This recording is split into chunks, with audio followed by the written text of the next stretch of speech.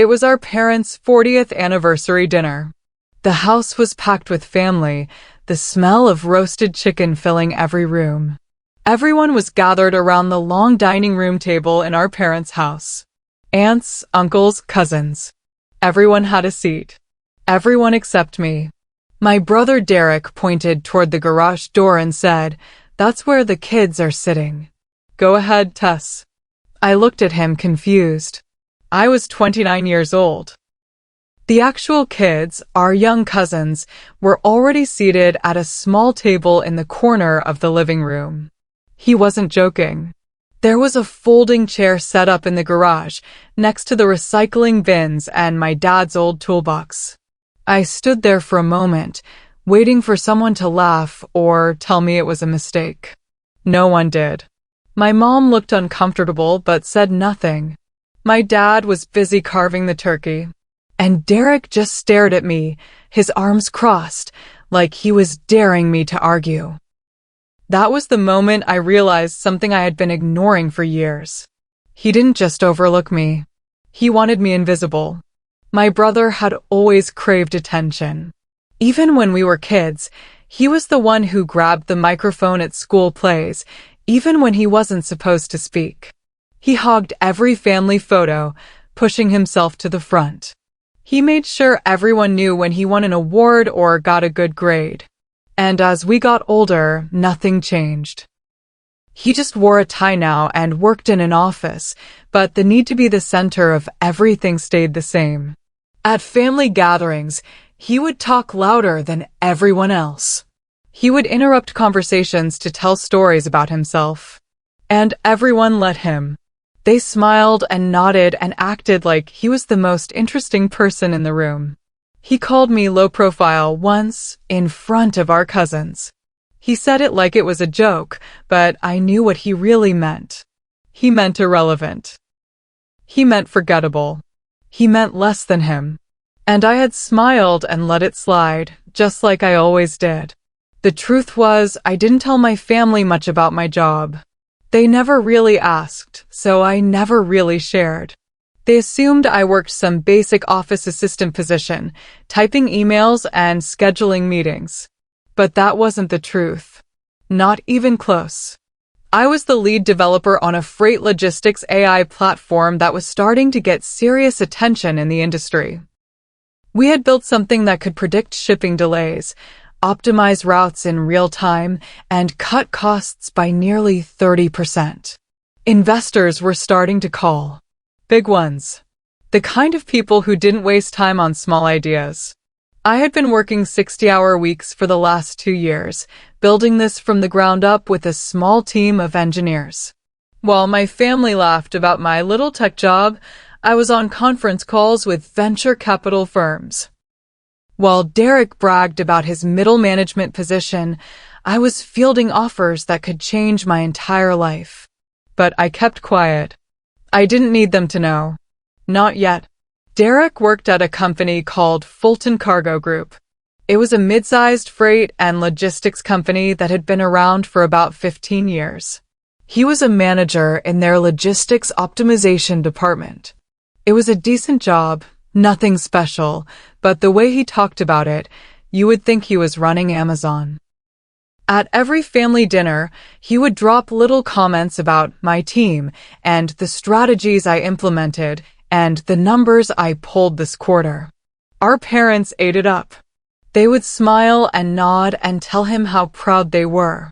He once looked at me during one of these dinners and said, "You wouldn't last a day where I work, Tess. It's a different level." I just smiled. I didn't argue. I didn't defend myself. I just took a sip of my water and let him have his moment. But inside, I was taking notes. I was remembering every word. Our parents were good people. They really were. But they had always seen Derek as the success story. He was the firstborn, the confident one, the one who fit their idea of what success looked like. I was the helper, the quiet one, the one who was good with computers, but didn't really do anything impressive. At least, that's how they saw it. My mom would introduce me to her friends and say, "This is Tessa." She works with computers. She would say it the same way someone might say, she works at the grocery store. Not with pride, just with facts. And then she would turn to Derek and say, and this is my son. He's a manager at a big logistics company. Her whole face would light up. I didn't blame them. They didn't know any better. I hadn't told them the truth. But I also hadn't corrected them. And I kept receipts. Mental ones. Every dismissive comment. Every time I was overlooked. I kept them all. At work, I wasn't just coding. I was helping structure a new logistics model that could completely change how freight companies operated. Our platform was smarter, faster, and cheaper than anything else on the market. And a few venture capital firms were starting to notice. We had meetings, pitches, demonstrations. And every time, they walked away impressed. One firm in particular, a supply chain investment group, kept circling back. They saw potential not just in the software, but in acquiring companies and integrating our technology into their operations. They wanted to scale fast, and they wanted me involved. I wasn't chasing a job title or a corner office. I was building something people would want to own. Something that could shift an entire industry. And while my brother sat in his meetings talking about quarterly reports, I was sitting in boardrooms talking about acquisitions. But no one in my family knew. And that was exactly how I wanted it. Back at that anniversary dinner, after I had reluctantly taken my seat in the garage on that folding chair, Derek stood up to give a toast. Everyone went quiet. He raised his glass and smiled that big, confident smile he always wore. He said to the family, to everyone here working real jobs and making a difference. Then he paused, looked right at me, and added, and to those who are still figuring it out, like Tessa. Everyone laughed. Not meanly, but casually. Like it was a harmless joke. My mom gave me a sympathetic smile. My dad chuckled and shook his head. And I just sat there, my fork frozen midair, staring at my plate. I smiled. I forced myself to smile. But something inside me hardened. Something clicked into place. I wasn't going to forget that moment. And I wasn't going to let it slide. Not this time. 2 days after the anniversary dinner, I got a phone call that would change everything. It was from a managing partner at the supply chain investment firm we had been talking to for months. They wanted to move forward. They wanted to buy controlling interest in our company and make me part of the acquisition board. It was a huge deal. Life-changing money. But more than that, it was power. Real power. They were planning to acquire several companies in the freight and logistics space and integrate our AI platform across all of them. They wanted to build an empire, and they wanted me to help lead it. I was sitting at my desk when I got the call, and my hands were shaking as I listened. Then he said something that made my heart stop. He rattled off a list of companies they were targeting. And right there, third on the list, was Fulton Cargo Group. My brother's company. I didn't say a word. I just listened. And when I hung up, I sat back in my chair and stared at the ceiling. Guess who one of their top acquisition targets was? Over the next few weeks, I dove into the due diligence process.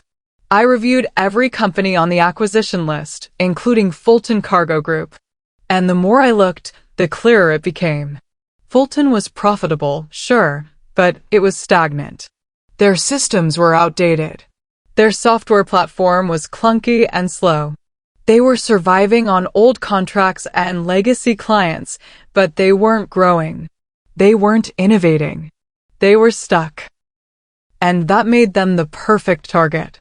We weren't just going to buy them. We were going to tear them apart and rebuild them from the inside out. New software. New systems. New leadership. I spent hours combing through their financials, their operational reports, their digital footprints. And every time I found something inefficient or outdated, I highlighted it. I made notes. I built a case. This wasn't personal. Not yet. But it was thorough. And I was good at my job. One afternoon, while reviewing the internal structure of Fulton Cargo Group, I saw a familiar name on the spreadsheet. Derek Rowe, Logistics Optimization Manager. I stared at it for a long time. My brother. Right there in black and white. He was listed as a department head, responsible for optimizing freight routes and managing a team of 6 people. I clicked through to his performance reports. They weren't terrible, but they weren't great either.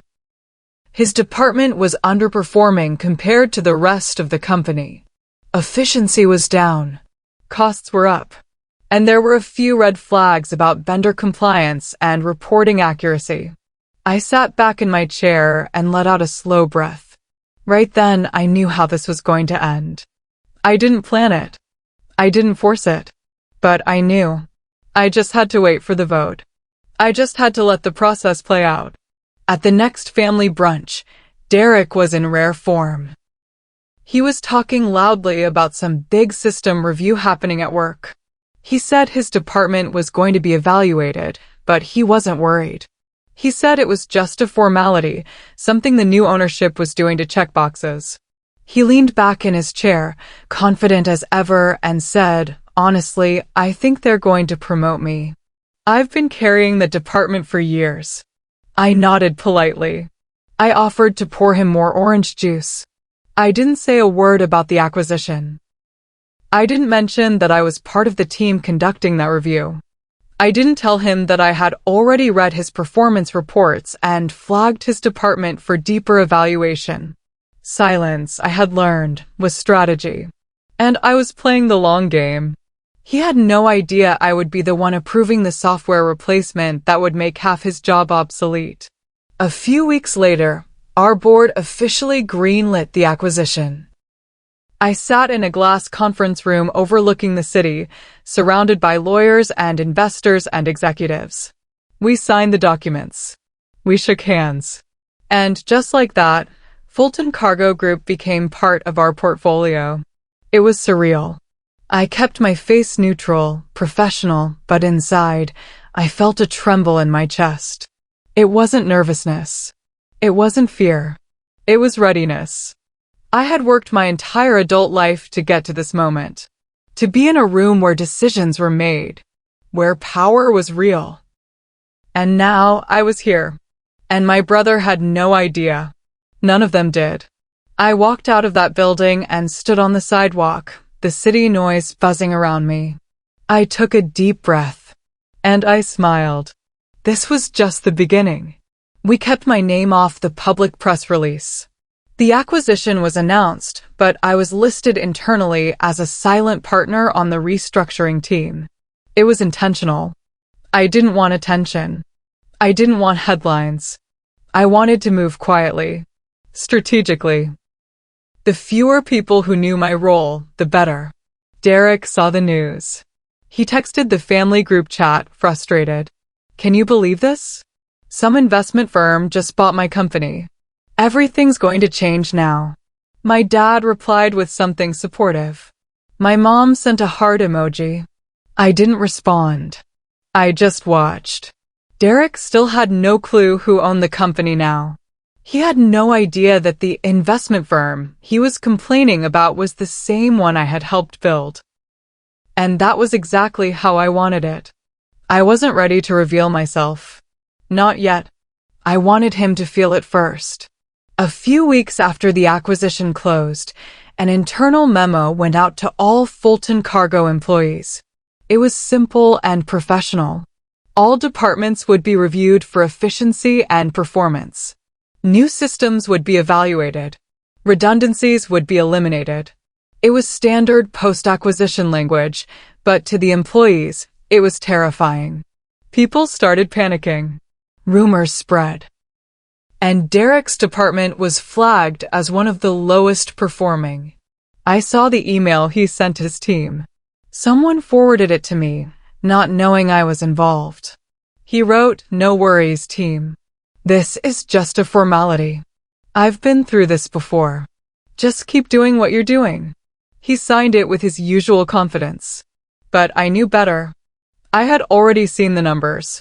His department wasn't just underperforming. It was hemorrhaging money. And the review wasn't a formality. It was a reckoning. I attended the internal review calls. I didn't use my real title. I was listed as a strategic analyst, a vague role that no one questioned. I joined the video meetings with my camera off and my microphone muted. I sat quietly in the background. I listened. And I watched. Derek was on one of those calls. He didn't recognize my name on the participant list. Why would he? He had never paid attention to what I did. He spent the entire meeting trying to deflect blame. When asked about his department's rising costs, he blamed supply chain disruptions.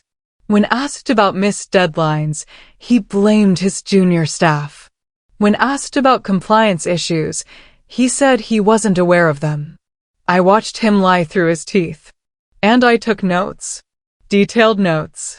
This wasn't just sibling rivalry anymore. This was about character. And his was showing. The more I watched, the worse it got.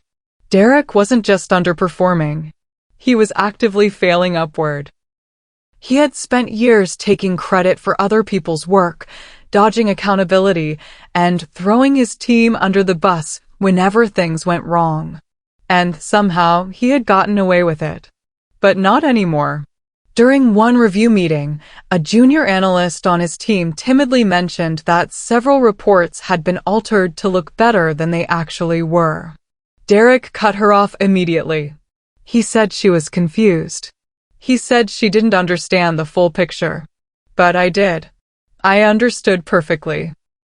After the call ended, I reached out to that analyst privately. I asked her to send me the original reports. She hesitated, but eventually she did. And when I compared them to what Derek had submitted, the discrepancies were obvious. My heart sank. Not because I was surprised, but because I was disappointed. This wasn't just sibling rivalry. This was who he really was. I brought my concerns to our HR and legal team. I didn't make it personal. I didn't mention that he was my brother. I just presented the facts. Falsified productivity reports. Ignored vendor compliance issues. A pattern of blaming junior staff for his own mistakes. They took it seriously.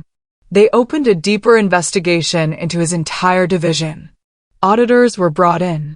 Interviews were conducted. And the more they dug, the worse it looked. I wasn't driving the process. I didn't have to.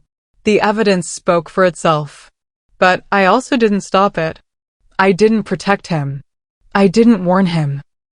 I just let the investigation run its course. And every day I waited. I went to work. I attended meetings. I did my job. And I waited for the inevitable conclusion. It was only a matter of time. Summer came, and our family had a barbecue at my parents' house. It was hot and loud, filled with the usual crowd of aunts, uncles, and cousins. Derek was holding court near the grill, telling some story about work. I was sitting in a lawn chair, sipping lemonade, half listening. At one point, he turned to our uncle and said, loud enough for everyone to hear, "Some of us actually know how to lead people." He glanced at me as he said it. Just a quick look, but I caught it. So did a few other people. My cousin gave me a sympathetic smile. My mom pretended not to hear. And I just sipped my lemonade and smiled. In my head, I was already reviewing his termination clause. I had read it twice that morning. I knew exactly how much severance he would get. I knew exactly how long he had to transition out. And I knew exactly who would sign the letter. Me. The internal compliance review was completed a few weeks later. Derek failed nearly every category. Performance, accuracy, leadership, compliance. The report was detailed and damning. It was sent to the executive board, and they scheduled a meeting to discuss next steps. I was in that meeting. I sat at the table with 5 other executives, all of them older and more experienced than me. But I had a voice. And when they asked for my recommendation, I didn't hesitate. They asked, "Do we move forward with release?" I looked at the report one more time. I thought about the folding chair in the garage. I thought about the toast at the anniversary dinner. I thought about every dismissive comment, every eye roll, every time I had been made to feel small. And I gave one word. Yes. The room went quiet. Then the CFO nodded. Approved. It was done. Derek was called in for a performance conversation a few days later. He thought it was just another formality. He texted the family group chat afterward. Some joker from the new team wants to make changes. Trying to shake things up. I'll handle it. My dad replied, "You've got this, son." My mom sent a praying hands emoji. I didn't respond. I just stared at my phone, my jaw tight. He had no idea. He never realized that I was that joker. That I was the one making the changes. That I was the one holding his future in my hands. He walked into that meeting thinking he was untouchable. Thinking his confidence and his charm would get him through, just like it always had. But this time, there was no one to save him. This time, the numbers didn't lie. And this time, I wasn't staying silent. The company issued his severance letter the following week. He wasn't fired on the spot. They gave him 30 days to transition out, to wrap up his projects and hand off his responsibilities. It was professional. Clean. But it was final. He posted a cryptic quote on LinkedIn that night. Sometimes, endings are new beginnings. People liked it. They commented with supportive messages. They told him he was talented and would land on his feet. But I knew the truth. He was devastated. He called my dad that night. I wasn't there, but my mom told me about it later. He said he didn't understand what happened. He said it wasn't fair. He said the new leadership didn't know what they were doing. My dad tried to comfort him. He told him to stay positive. And my mom cried, because that's what she does. But I didn't feel guilty. Not even a little bit. I saw him at a family breakfast the next weekend. He looked tired. His usual confidence was gone, replaced by something quieter. Something almost fragile. He sat down across from me and poured himself coffee. My mom asked how he was doing. He shrugged. Big changes at work, he said. All these new execs coming in and ruining everything. They don't know what they're doing. I nodded. I passed him the syrup. I didn't say a word. I didn't correct him. I didn't tell him the truth. I just let him believe whatever he needed to believe. My dad tried to cheer him up, talking about new opportunities and fresh starts. And Derek nodded along, but I could see it in his eyes. He was scared. Maybe for the first time in his life, he didn't have all the answers. And I just sat there, eating my pancakes, completely calm. Thanksgiving came a few months later. It was the first big family gathering since Derek had left Fulton Cargo. My mom was setting the table when I arrived. And for the first time in years, there was no kids' table. No folding chairs in the garage. Just one long table in the dining room, set for everyone. I walked in and took a seat near the center. My mom smiled at me. "You look wonderful, honey," she said. A few minutes later, Derek walked in. He looked around, confused. The table was full. There was no obvious spot for him. He walked over to sit beside me, but my mom stopped him. "Tess is hosting this year," she said brightly. "You're over there." She pointed to a seat at the far end of the table. He blinked. He looked at me. I just smiled and took a sip of my water. He sat down without a word. And for the first time in my life, I wasn't invisible. After dinner, Derek pulled me aside. We were standing in the hallway, away from everyone else. He looked at me, his face tight. "Why do you keep acting like you're above me lately?" he asked. His voice was low, almost angry. I looked at him for a long moment. I thought about telling him everything. About the acquisition. About the investigation. About the vote. But I didn't. I just smiled. A small, calm smile. And I said, I'm not above you, Derek. I'm just the one who signs the checks now. His face went pale. His mouth opened, but no words came out. He stared at me like he was seeing me for the first time. And then he turned and walked away. He didn't speak to me for the rest of the night. He didn't speak to me for weeks after that. And honestly, I didn't mind. 6 months later, Fulton Cargo was a completely different company. Leaner, smarter, faster. Our AI platform had been fully integrated and efficiency had doubled. Costs were down. Revenue was up. Clients were happy. And my name was printed on the board of directors list, right there for everyone to see. I attended a company-wide meeting and stood at the front of the room, introducing myself to employees who had no idea who I was. Some of them had worked with Derek. Some of them remembered me from the review calls.